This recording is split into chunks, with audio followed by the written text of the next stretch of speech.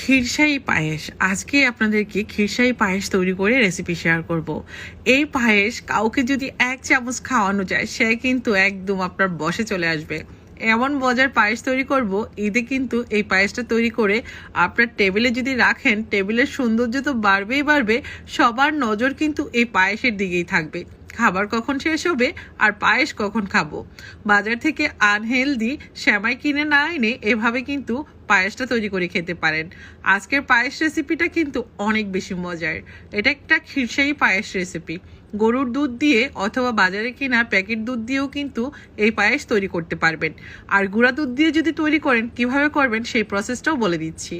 আর পায়েসটা ডেকোরেশন করার পর দেখতে কিন্তু সেই সুন্দর লাগছে।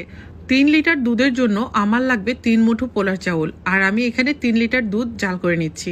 পোলার চাউল এবং দুধের রেশিওটা হবে 1 মুঠো পোলার চাউলের জন্য 1 লিটার দুধ। এই বিষয়টা মনে রাখতে হবে। আর আপনারা যদি লিকুইড দুধ দিয়ে তৈরি না করে যদি আপনারা গুঁড়া দুধ দিয়ে তৈরি করতে চান, সেই ক্ষেত্রে 1 লিটার দুধ কিভাবে বানাবেন। 1 লিটার দুধ বানানোর জন্য 1 লিটার পানিতে 2 কাপ পরিমাণ গুঁড়া দুধ দিতে হবে। এতে করে কিন্তু পায়েসের টেস্টটা ভালো আসবে। আমি 2টো এলাচি আর দিয়ে দিলাম এখানে 1 ফালি দারুচিনি। এখন কিন্তু চুলার আঁচটা মিডিয়ামে রেখে অনবরত নাড়তে হবে যতক্ষণ না চাউলটা সিদ্ধ হয়ে যায়। সিদ্ধ হওয়ার পর তারপর বাকি উপকরণগুলো অ্যাড করব। তবে পায়েস রান্না করার সময় কিন্তু এক পায়ে দাঁড়িয়ে থাকতে হবে কিচেনে। কোনোভাবেই কিচেন থেকে সরে যাওয়া যাবে না। কারণ হলো কি, একটু এদিক ওদিক হলেই কিন্তু তলানিতে লেগে যাবে, আর তলানিতে লেগে গেলে তখন কিন্তু পায়েসের টেস্ট বাজে হয়ে যাবে।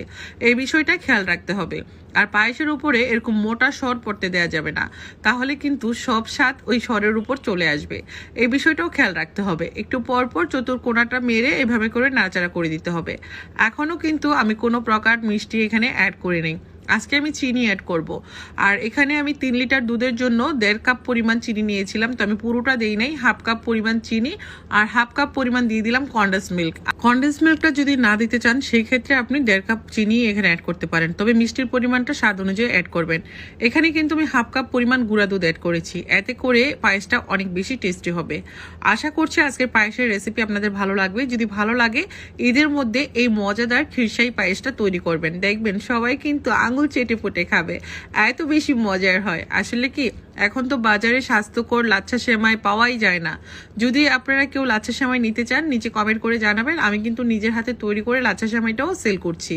তো নিচে কমেন্ট অপশনে আমাদের ফোন নাম্বার দেওয়া থাকবে, সেখানে ফোন করেও কিন্তু আপনারা লাচ্ছা সেমাইটা অর্ডার করতে পারবেন। আর বাজার থেকে আনহেলদি খোলামেলা পরিবেশে তৈরি করা সেই লাচ্ছা সেমাইগুলো আপনারা না কিনে এভাবে পায়েস তৈরিও করে কিন্তু ঈদের মধ্যে আপনারা খেতে পারেন পরিবারের সবাইকে নিয়ে। আমি এই পর্যায়ে কিছু কাজু বাদাম আর কিশমিশ অ্যাড করে দিয়েছি। আশা করছি আপনারা দেখতেই পেয়েছেন। এখন কিন্তু পুরোপুরি ফিরনিটা হয়ে গেছে।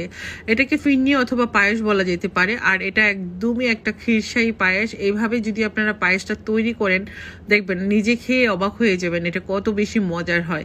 তো এখন কিন্তু পুরোপুরি ঠান্ডা হয়ে গেছে। উপরে যে মোটা সরটা পড়েছে সেটা ভেঙে দিতে হবে, কারণ মোটা সরের মধ্যেই কিন্তু সব টেস্ট উঠে গেছে। এখন আমি একটা বাটিতে সার্ভ করে উপর থেকে কিছু কিশমিশ দিয়ে এভাবে ডেকোরেশন করে নিচ্ছি। আর একটু দিয়ে দিচ্ছি আমি হলো স্যাফরন। আর স্যাফরনটা দিলে টেস্টও ভালো আসে, দেখতেও নাইস লাগে। আর স্যাফরনটা যদি হাতের কাছে না থাকে আপনারা বাদ দিতে পারেন। আপনারা চাইলে কিন্তু রান্নার সময় একটু কেওড়া জল অ্যাড করতে পারেন, একটু গোলাপ জল অ্যাড করতে পারেন।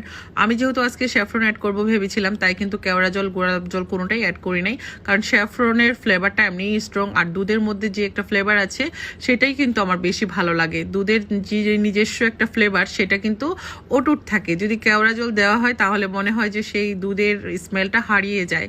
দুধ জাল করে ঘন করার পর এটা কিন্তু এমনি অনেক বেশি টেস্টি হয়ে যায়। আজকের পায়েসটা কেমন লেগেছে? যদি ভালো লেগে থাকে প্লিজ ভিডিওটা বেশি বেশি করে শেয়ার করবেন। আপনাদের একটা শেয়ার আমার জন্য অনেক বেশি উপকারী। সবাই ভালো থাকবেন।